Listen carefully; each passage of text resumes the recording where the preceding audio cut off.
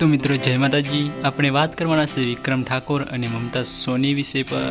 તો મિત્રો તમને થતું હશે કે વિક્રમ ઠાકોર અને મમતા સોની સાથે ફિલ્મ કેમ નથી બનાવતા, તમને બધાને આ પ્રશ્ન થતો હશે। તો ચાલો આ વિડીયોમાં આપણે જાણીએ કેમ સાથે પિક્ચર નથી બનાવતા। તો મિત્રો એમની સાથે કરેલી ફિલ્મોની વાત કરીએ તો રાધા તારા વિના ગમતું નથી, પ્રેમી ઝૂક્યા નથી ને ઝૂકશે નહીં, રાધા ચૂંડલો પહેરજે મારા નામનો, અમદાવાદ પાલનપુર વાયા કડીકલોર। તો મિત્રો એમને ઘણી બધી ફિલ્મો સાથે કરી છે। મમતાબેન સોની અને વિક્રમભાઈ ઠાકોર બંને ઘણી બધી સાથે ફિલ્મો કરી છે। તો મિત્રો વિક્રમ ઠાકોર સુપરસ્ટાર છે અને તમે જાણતા જ હશો મમતા સોની પણ ઘણી બધી ફિલ્મો આપી ચૂક્યા છે, તમે જાણતા જ હશો।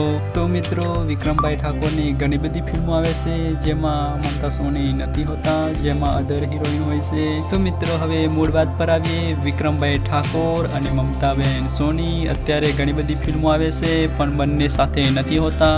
તો એનું મુખ્ય કારણ એ જ છે મિત્રો કે અત્યારે જે વિક્રમભાઈ ઠાકોર ફિલ્મ બનાવે છે તે મેસેજ ફિલ્મો હોય છે, જે સમજ્યા લાયક હોય છે, જે લવ ફિલ્મ હોતી નથી।